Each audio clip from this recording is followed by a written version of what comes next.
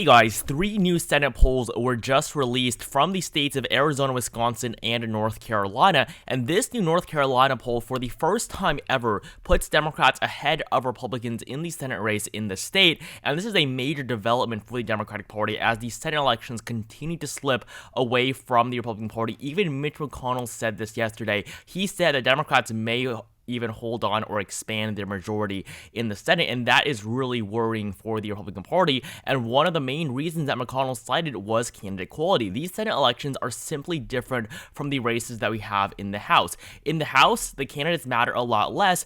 People mainly vote based on political party affiliation. However, in the Senate, these are statewide races, these are much higher profile races, and the candidates are going to matter a lot more. And when you have candidates like Raphael Warnock in Georgia, Blake Masters in Arizona, or Mehmet Oz in Pennsylvania, you are going to struggle. And on top of that, historically, the president in the White House typically does hold on to the Senate after their first midterm, simply because we do not have all 100 elections in 1 year. They're obviously staggered, with each senator serving a 6-year term. If we look at the 2018 midterm elections, Republicans were able to hold on to the majority. They were actually expanded upon the 52 seats that they held previously, and so 47 for the Democrats after 2018, 2 years since Donald Trump was elected. In 2014, of course, Barack Obama did lose his majority pretty astoundingly. However, in 2010, this was Obama's first midterm, he was able to hold on to the Senate. It was a 6-seat gain for the GOP, but the Republican Party was pretty confident they were able to win. But the main reason why they lost were the Tea Party candidates. Of course, in the early 2010s, the Tea Party were a big deal in the GOP, and so those candidates were the ones that made it so that the Republicans did not do as well as they could have in 2010 or even 2012. In 2012,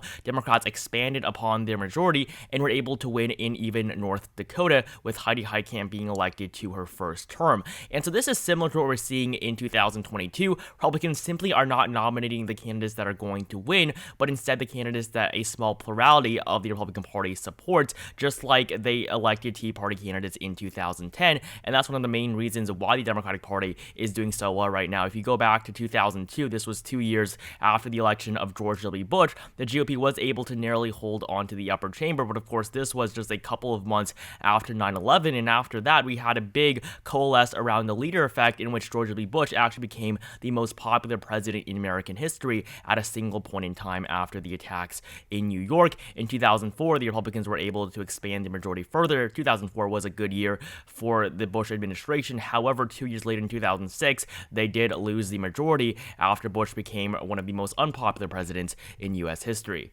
And so going back even further, in 1994, this was the last time that the party in the White House lost control of the Senate, just 2 years after being elected. The last 5 presidents have all won the White House with control of both the Senate and the House. In 1992, Bill Clinton won almost a filibuster-proof majority, but in 1994, he lost a staggering 9 seats, and Democrats only held 47, and Bill Clinton would never regain the Senate majority in the remaining 6 years that he had in the presidency. And so the 2022 map really is very favorable for Democrats in many ways. According to history, Joe Biden should actually hold on to control of the upper chamber. And if you look at the 2018 map, yes, Republicans were able to expand their majority, but if you look at their 3 flips, they were in states like North Dakota, Missouri, and Indiana. All 3 of these states were very solid for Donald Trump in 2016. The only major flip for Republicans was in Florida, with the election of Rick Scott over Bill Nelson, who is running for his 4th term. And if you look at the 2022 map, what you're seeing is that if Republicans want to win, they're going to have to flip states like Nevada, Arizona, Georgia, and Pennsylvania. All of these states voted for Joe Biden in 2020, and all of these states right now are trending well for the Democratic Party. And so starting off with the polls in North Carolina, right now Cheri Beasley is ahead by a margin of 0.1% on average against Ted Budd. For the first time ever, Democrats have taken the lead in this race.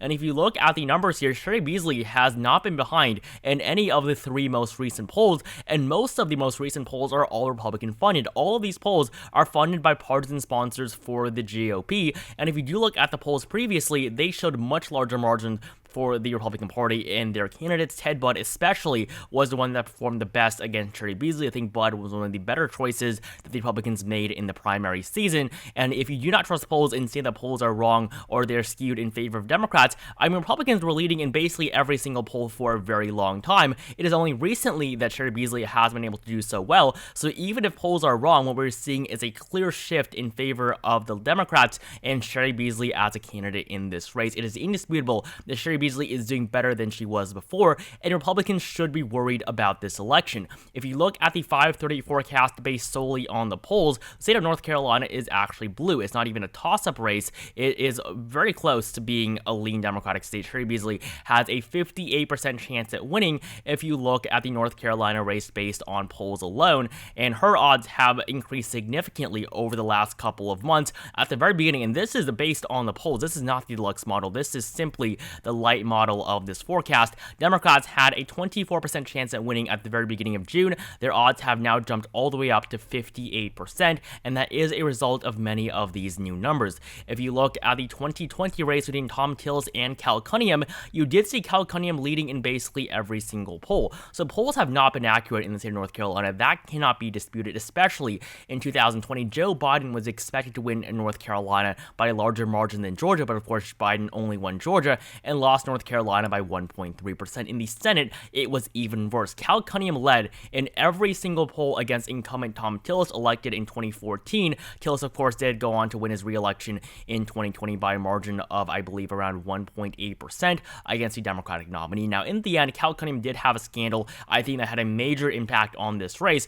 but even the final polls showed him ahead. So polling in North Carolina has not always been the best, but they are better in midterm years, and of course 2022 is going to be a midterm year, and that is positive news for the Democratic Party. If you do look at the race in North Carolina right now, I still have it as being lean for the Republicans. I think that Ted Budd is going to end up winning, but I have the margin right now at around 2 to 4%. I do not believe that Democrats are going to do better in North Carolina in 2022 than in 2020. Just look at the generic ballot numbers. In 2022 right now, Democrats are ahead by a margin of 0.5%. I mean, it's very good. They just retook the lead. However, in 2020, we saw a very different story. Democrats, along with Joe Biden, were ahead nationwide by 7.3%. This is basically the polling average margin that Joe Biden had over Trump, and of course, Democrats did underperform 2 years ago as well. So as of right now, I do think North Carolina is going to be a lot more competitive than we previously thought, but in the end, it is unlikely that Democrats do win. According to the 5:30 forecast, this is the deluxe model, which uses many different factors like fundraising, past voting patterns, as well as expert ratings. They do still have North Carolina as a leading Republican state, with Ted Budd having a 64% chance at victory. And moving on to Wisconsin, Mandela Barnes is doing surprisingly well against Ron Johnson. Johnson should be seriously worried about his re-election chances. A new Fox News poll puts Mandela Barnes 4% ahead of the Republican incumbent, and two previous AB-rated polls have Barnes up by 7 and 2%.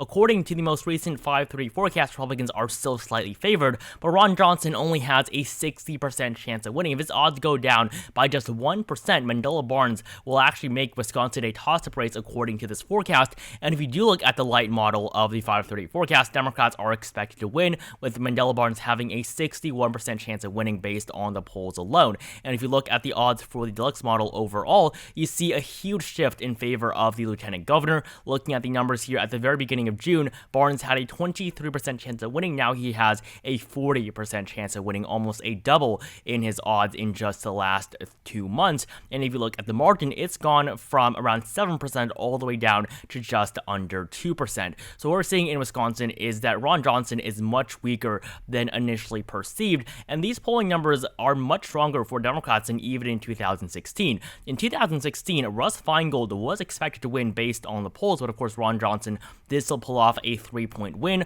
Looking at the polling for 2016, Russ Feingold did lead in many of the final polls released, but Ron Johnson was also ahead in many of them as well, and at that point in time, Ron Johnson was much much more popular than he is right now. Ron Johnson, one of his main issues is that he is currently being investigated for his role in trying to overturn the 2020 presidential election by trying to give fake ballots to Mike Pence on the day of the insurrection. So if you do look at the current approval rating of Ron Johnson, it is pretty poor, much worse than the approval rating of Mandela Barnes as the lieutenant governor under Tony Evers. And so as of right now, I only have Wisconsin as a tilt state for the Republican Party. This is just a sign as to how badly these midterms are going. Wisconsin is tilt, North Carolina is barely a lean state, and Republicans are barely holding on to Ohio as well. And if you look at the 2018 race in Wisconsin, this should give Democrats a bit of hope. Tammy Baldwin was reelected by a 10-point margin. It was a very solid victory after Democrats lost Wisconsin, of course, in the 2016 presidential election. So if Democrats can run good candidates, they have a very good shot in Wisconsin, even though it is a state that leans slightly Republican. And if you look at the overall map right now, Wisconsin is really not that important. If Democrats win, of course, it's going to be very, very good for them. But Democrats do not need to win Wisconsin at all if they want to retain their majority in the upper chamber. Now, a state that they really should try to win if they want to have a better chance of winning the majority is, of course, Pennsylvania. And according to the Cook Political Report, Pennsylvania is now a lean Democratic state. The last time this report was updated was all the way back on the 4th of March, and they had Pennsylvania as a toss-up state. However, after the primary victories of Mehmet Oz and John Fetterman, Pennsylvania is now a lean Democratic state. If you look at the other ratings for Arizona, Georgia, and Nevada, they are still toss-ups, and the other two changes were in Utah and Colorado. Utah went from solid R to likely R, and in Colorado it went from likely to lean for the Democratic Party. So not that many changes, but the Cook Political Report is known for being very conservative with their ratings. They typically have a lot of toss-up states, so even though Democrats are doing very well in Arizona, they still have it as a toss-up for Mark Kelly. So the Cook Political Report putting Pennsylvania as a lean Democratic state really is a big deal, and just another sign as to how these midterms are changing in the Democrats' favor. And finally, in Arizona, we have another Fox News poll here showing Mark Kelly ahead by 8% against Blake Masters. Blake Masters was probably the worst nominee in the GOP primary field for the Republican nomination. And if you look at this race right now, Mark Kelly does have a clear advantage. I mean, he's up by 8.3% in the polls. Every single poll between Mark Kelly and Blake Masters has shown Mark Kelly ahead, mostly by margins of over 10% or close to it. And if you look at the 2020 race that Mark Kelly won, he was able to defeat Martha McSally by 2.4%. He did still underperform polling expectations. In 2020, the polls were pretty good for Democrats. Kelly was expected to win by around 2 to 7%, and in the end, he did win by a margin at the lower end of that spectrum. However, it was still a big win for the Democratic Party. It was one of the special elections that helped Democrats flip the Senate along with Georgia in 2020. If we did not have those elections, the Democratic Party would not be in the majority right now in the Senate, and it would be a big uphill battle for the party if they wanted to win control of the upper chamber in 2022. And so right now, Blake Masters is making things pretty easy for the Democratic Party overall. In 2018, we also saw the election of Kyrsten Sinema. So Arizona is not the red state that it once was. Looking at previous presidential elections, in 2016, Donald Trump won Arizona by 3.5%. In 2020, it voted for Joe Biden by 0.3%. And in 2012, Mitt Romney, as the Republican nominee, won Arizona by 9.1%. This is just how much of a shift we've seen in the state over the last couple of years. And so that is why right now, Arizona, in my opinion, is a lean Democratic state.